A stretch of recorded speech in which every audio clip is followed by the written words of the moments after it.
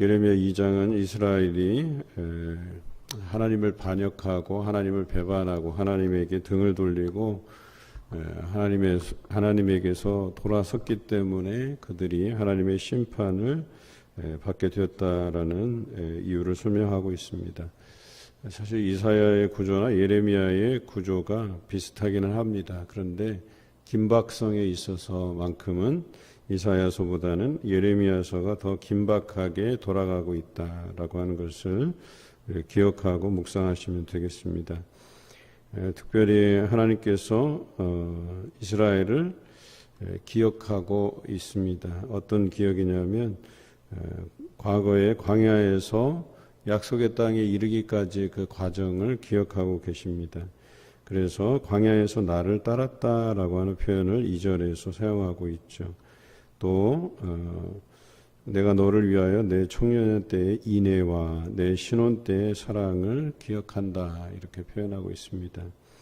그러니까 사람이 자라서 유년기 시절을 보내고 청년의 때를 보내고 또 결혼해서 또 살아가고, 그런데 그와 같이 이스라엘이 그 처음 아브라함으로부터 그 부르심을 받고 또 택함을 받은 백성으로서 살다가 또 그 청년의 때를 지나고 하나님과 그 백성 간의 그 언약을 맺고, 그것을 이제 여기서는 신혼이라는 표현으로 했죠. 결혼이라는 제도로 이렇게 신랑과 신부의 관계로 설명하고 있죠.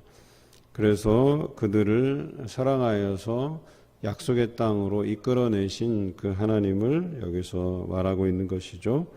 그 광야에서도 그 어려운 상황에서도 하나님을 따랐던 그 백성들을 우리 하나님께서는 기억하고 계시는 거죠.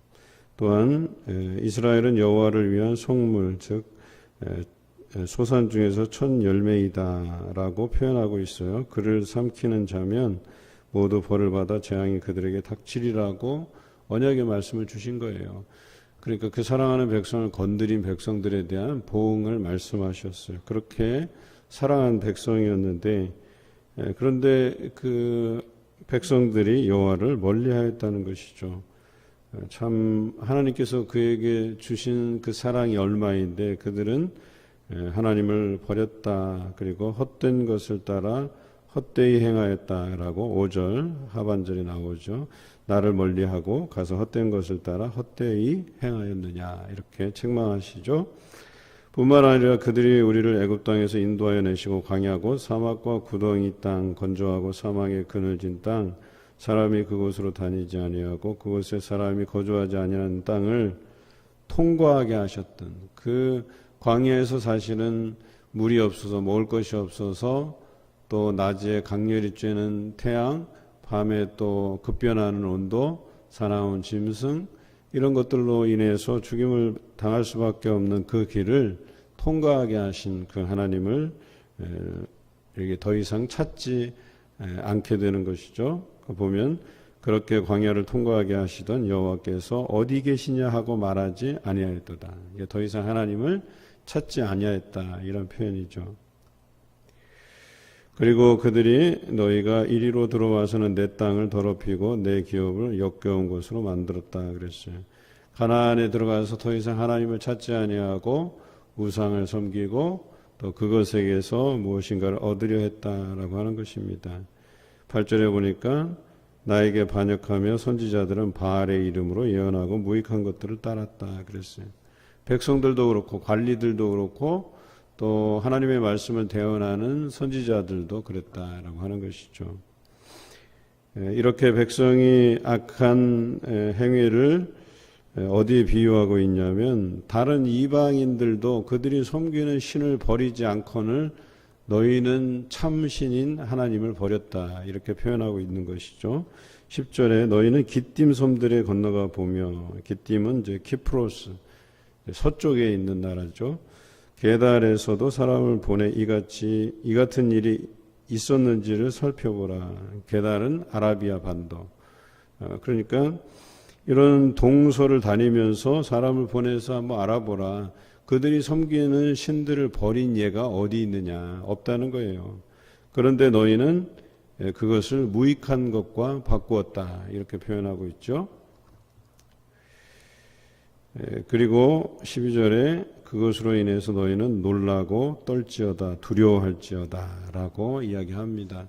결과적으로 그들이 행한 악은 두 가지인데 13절에 하나는 생수의 근원되는 나를 버린 것과 스스로 웅덩이를 판 것인데 그 웅덩이가 물을 가두지 못할 터진 웅덩이다 라고 얘기하는 거죠. 우상을 섬긴 것을 말해요. 생명의 근원 되신 하나님을 버린 것, 그리고 스스로 웅덩이를 파서 물을 모으려고 하는데 그것은 참신이 아닌 우상이었다는 거죠.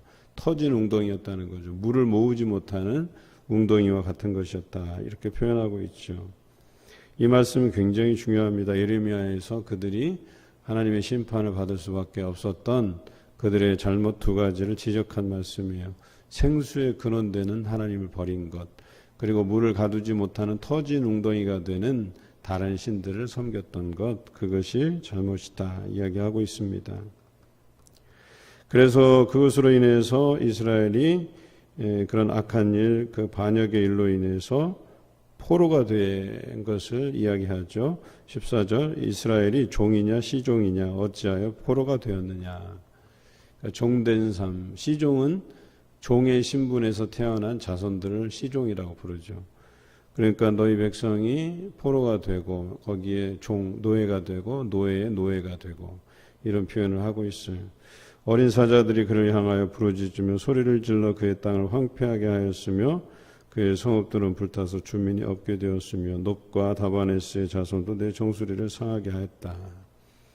여기서 어린 사자는 아수르를 의미합니다. 아수르로부터 침략을 받고 예루살렘을 제외하고 다른 모든 지역들이 점령을 당하죠. 그것으로 인해서 이스라엘이 먼저 고난을 당하게 됩니다. 뿐만 아니라 놉과 다바네스, 여기는 애굽을 뜻하죠. 또 저 남방 쪽에서도 침략을 받게 되고 그런 어려움을 그들이 당하면서도 여호와께서 너로 길로 인도할 때 내가 그를 떠남으로 이를 자취함이 아니냐. 이렇게 여러 열방들로 인해서 침략을 받은 일이 너희가 하나님을 떠남으로 인해서 그 일이 벌어진 게 아니냐. 너희가 자초한 일이다. 이렇게 표현한 거죠. 시올의 물을 마시려고 애굽으로 가는 길이 있고 또 강물을 마시려고 아수르로 가는 길이 있다. 그러니까 의지했다 이거예요. 그들에게서 뭔가 물을 얻기 위해서 남방 땅을 의지하고 북방 땅을 의지했다는 거예요. 그런데 그것이 악한 일이 되고 그것으로 인해서 너를 징계하고 그 반역에 대해서 너를 책망할 것이라 그랬어요. 19절에 내 하나님 여호와를 버림과 내 속에 나를 경외함이 없는 악이요 고통인 줄 알라. 그러니까 결과적으로 하나님을 떠난 그 삶이 악한 것이면서 결과적으로 그것이 나에게 고통으로 돌아왔다. 이런 표현을 하고 있는 것이죠. 이제 20절부터 25절까지가 그 이방신을 따라간 그 이스라엘의 모습을 더 구체적으로 이야기합니다. 21절에 보면 내가 너를 순전한 참 종자 곧 귀한 포도나무로 심었거늘. 그런데 그 참 포도나무였던 것이 이제는 다른 것으로 바뀌었다는 이방 포도나무의 악한 가지가 되었다. 이렇게 표현하고 있죠. 다른 열매를 맺으려고 했다. 하지만 그 더러운 죄악을 너희가 씻기기 위해서 숨기기 위해서 아무리 비누칠을 하여도 너의 죄악은 내 앞에 그대로 있다. 이런 표현이에요. 하나님 앞에 진솔하게 돌아와서 회개한 것이 아니고 그저 그냥 자신들의 그 잘못됐던 판단들을 스스로 뭔가 지워보려고 해도 그것은 지울 수 있는 것이 아니다. 오직 하나님께로부터만 그 모든 것이 사함을 얻을 수 있는 그런 상황이다라고 이야기하는 것이죠. 24절에 발정난 들암나기들이라고 표현하고 있어요. 그래서 발정이 나서 막 아무 그냥 수컷들에게서 가서 그런 그 발정된 것을 풀어보려고 하는 그런 것과 같은 것으로 표현하고 있어요. 그러니까 하나님을 떠나서 다른 이방 신들을 섬기는 것을 발정난 암나기들에게 비유하고 있어요. 그러니까 얼마나 지저분하고 저속한 것이겠어요. 사람으로 따지면 남편 두고 다른 사람과 바람난 여자와 같다. 이런 표현으로 쓰고 있는 것이죠. 앞에서 그 신부를 대함같이 결혼한 것처럼 하나님과 우리와의 관계를 설정하셨는데 그 결혼을 뒤로 물리고 다른 신랑을 따라서 찾아가고 다른 남자, 신랑이 아니라 다른 남자를 찾아가서 그렇게 발정난 여인처럼 살아가는 삶이 아니고 무엇이냐 이렇게 표현한 것이죠. 26절에는 그런 이스라엘들에 대해서 하나님께서 수치를 당하게 하신다 그랬어요. 그 수치는 왕뿐만 아니라 지도자들 또 제사장들 선지자들이 그런 수치를 당하게 될 것이다. 그러니까 왕으로부터 지도자들 제사장들 선지자들 심지어는 백성들까지도 다 한통속이 돼서 하나님을 떠났다. 그리고 그들이 결과적으로 수치를 당하게 될 것이다. 이렇게 표현하고 있습니다. 결과적으로 그들이 어때요? 나를 낳았다 하고 그들의 등을 내게로 돌리고 그들의 얼굴은 내게로 향하지 아니하다가 그들이 환난을 당할 때에는 이르기를 일어나 우리를 구원하소서 하리라. 그들이 뒤늦은 후회를 하는 거죠. 그들이 결과적으로 하나님께 등을 돌렸다가 환난을 당하고 나서야 이제 하나님께 우리를 구원하소서 이야기한다라고 하는 것입니다. 28절 너를 위하여 내가 만든 내 신들이 어디 있느냐 그들이 내가 환난 당할 때에 구원할 수 있으면 일어날 것이니라. 유다여 너의 신들이 너의 성읍수와 같도다. 그러니까 너희가 섬긴 이방의 신들의 수가 너희가 살고 있는 성읍의 수와 같다. 각 마을마다 다 뭐예요? 하나님이 아닌 다른 우상신들을 섬겼다. 우상을 섬겼다. 이런 표현이에요. 그런데 한번 생각해 보라. 너희가 이렇게 환난을 당할 때, 고난을 당할 때 그들이 일어나서 너를 구원하여 보라는 거예요. 구원하는가를 보라는 거예요. 구원하지 못할 신들을 너희가 지금까지 섬겨왔다라고 하는 것을 이야기합니다.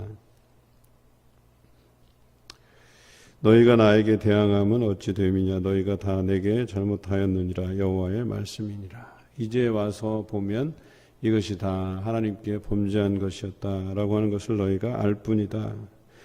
내가 너희 자녀들을 때린 것이 무익함은 그들이 징계를 받아들이지 아니함이라. 너희 칼이 사나운 사자같이 너희 선지자들을 삼켰느니라.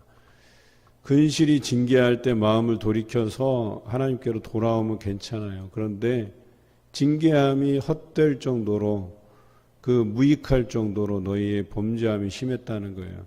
그렇게 징계했는데 바로 돌아서지도 않고 징계를 받으면서까지 다른 것을 의존하고 혹이나 이방신들이 자기들을 구원해 내지는 않을까 이런 헛된 소망을 품고 갈 때까지 가는 거예요. 심판 받을 때까지 간 거예요. 망할 때까지 간 거예요. 얼마나 안타까워요. 우리가 열왕기서와 또 역대기서에서 보듯이 알잖아요. 그들이 망할 때까지 그 하나님 앞에 회개함으로 돌아서지 않았어요. 망할 때까지 간 거예요. 이게 얼마나 어리석은 일이에요. 여러분 사람이 그렇게 고집스러운 존재예요. 자기 고집 다 부리다가 망할 때까지 가는 거예요. 그런데 지혜로운 백성은 뭐예요? 자신의 잘못을 깨닫게 돼요. 하나님 앞에 회개하게 돼요. 그래서 하나님 앞에 가까이 나아가려고 해요. 주중에 한 집사님이 찾아오셔서 그 마음에 그 부담이 있었다는 거예요. 그동안 내가 하나님 앞에 제대로 된 이렇게 헌금 생활도 못하고 그래서 정말 하나님께서 내게 그런 부담스러운 그 어떤 마음을 주셨다는 거예요. 그래서 편하지 못했다는 거예요. 뭘 해도 잘 되지 않고 그래서 그 어려운 가운데 있었는데 어느 날 문득 하나님께서 자신을 그 회개의 자리에 서게 했다는 거예요. 아, 내가 이렇게 생활하면 안 되는데, 내가 신앙생활 이렇게 하면 안 되는데 라고 하는 그런 반성을 주시더라는 거예요. 그래서 하나님께서 자기의 자녀들에게 베풀어 주신 은혜도 있고 너무나도 많은 은혜를 주셨음에도 불구하고 내가 잘 될 때 그 은혜들을 잊어버렸었다는 거예요. 그리고 회개함으로 돌아서서 하나님께 드릴 분량들을 다시 드려내고 또 다시금 신앙의 삶, 믿음의 삶으로 이제 돌아오기를 소망하는 그런 마음을 가지고 찾아오셨어요. 제가 함께 기도하고 나서 그 마음에 아 정말 그렇구나. 우리 삶에서 우리가 잘못된 것들을 하나님께서 깨닫게 하실 때가 있구나. 그리고 돌아서게 만드는 때가 있구나. 그런데 우리가 그 때를 놓치면 소용이 없어요. 다 잃게 돼요. 그리고 그 믿음마저도 다 잃게 돼요. 그러기 전에 우리가 돌아서야 된다라고 이야기하는 것이죠. 오늘 성경에 보니까 내가 어찌 사랑을 얻으려고 내 행위를 아름답게 꾸미느냐. 그러므로 내 행위를 악한 여자들에게까지 가르쳤었으며 또 내 옷단에는 죄 없는 가난한 자를 죽인 피가 묻었나니 그들이 담 구멍을 뚫었기 때문이 아니라 오직 이 모든 일 때문이니라. 그들이 이렇게까지 변질되었던 것은 원래는 신부가 그 단장한 예복, 그 폐물들을 잊을 수가 없는데 너희는 그것마저도 다 잊어버렸다는 거예요. 그 옛 기억까지도 다 잊어버렸다는 거예요. 보통은 사람들이 하나님을 섬기고 나서는 그 첫사랑을 잊지 못해요. 그래서 그 신부의 폐물, 신부로서 입었던 예복, 그 첫사랑을 기억하고 떠올리고 다시 그 시절로 돌아가려고 하는 그런 마음이 강한데 이스라엘은 이제 그것마저도 다 잊어버린 거예요. 신부가 그 폐물과 그 예목, 그 첫사랑을 잊지 못하는 게 정상인데 이스라엘은 그것마저도 다 잊어버렸다는 거예요. 심지어는 가난한 자를 죽인 피가 그 옷에 묻어 있을 만큼 다른 사람에게 폐를 끼치고 해를 가하는 그런 악한 일에 그들이 서 있다라고 하는 것이죠. 그러나 너는 말하기를 나는 무죄하니 그의 진노가 참으로 내게서 떠났다 하거니와 보라 내 말이 나는 죄를 범하지 아니하였다 하였으므로 내가 너를 심판하리라. 그렇게 해놓고도 그 첫사랑을 잊어놓고도 나는 죄를 짓지 않았다. 이렇게 뻔뻔스러운 이스라엘을 하나님께서 더 이상 두고 보지 못하시고 너를 심판하겠다. 이렇게 말씀하시는 거예요. 여러분 하나님은 굉장히 인내하시는 분이세요. 길이 참으시는 분이세요. 그런데 그 인내가 끝났다는 거예요. 이스라엘이 도를 지나쳤다는 거예요. 정도를 넘었다는 거예요. 내가 어찌하여 내 길을 바꾸어 부지런히 돌아다니느냐. 내가 아수르로 말미암아 수치를 당함 같이 또한 애굽으로 말미암아 수치를 당할 것이니라. 이제 수치를 당하겠다고 그들에게 경고하시죠. 내가 두 손으로 내 머리를 싸고 거기서도 나가리니 이는 내가 의지하는 자들을 나 여호와가 버렸으므로 내가 그들로 말미암아 형통하지 못할 것임이라. 이스라엘이 의지하던 모든 것들을 하나님께서 심판하셨기 때문에 이제 너희가 형통할 길이 없다. 하나님 외에는 너희가 구원받을 만한 그 통로와 길이 없다 말씀하시죠. 이것이 이스라엘이 심판받은 이유입니다. 그런데 분명한 것은 우리가 떠올려야 돼요. 하나님께서는 여전히 너희의 그 신혼 때를 기억하고 계십니다. 그게 오늘 본문 1절에서 2절까지 3절까지의 말씀이에요. 하나님께서는 그 첫사랑을 여전히 기억하고 계셔요. 그리고 그 첫사랑을 기억하여서 그들이 돌아올 것에 대해서 말씀하시는 거예요. 그러나 이스라엘은 그 첫사랑마저도 버리고 그 기억마저도 다 버려서 그들이 결과적으로 심판을 받을 수밖에 없었지만 오늘 이 말씀을 묵상하는 우리는 그 첫사랑을 기억해내야 되는 거예요. 우리의 잘못됨을, 우리의 어떤 흐트러진 그 신앙생활들을 다시 한번 점검하고 하나님께로 돌아와야 된다라고 하는 것을 오늘 이 말씀을 통해서 기억하시고 말씀 가운데 또 그 첫사랑을 기억하면서 하나님과의 그 언약을 맺은 백성으로서의 삶을 살아가시는 여러분 되시기를 주님의 이름으로 기원합니다.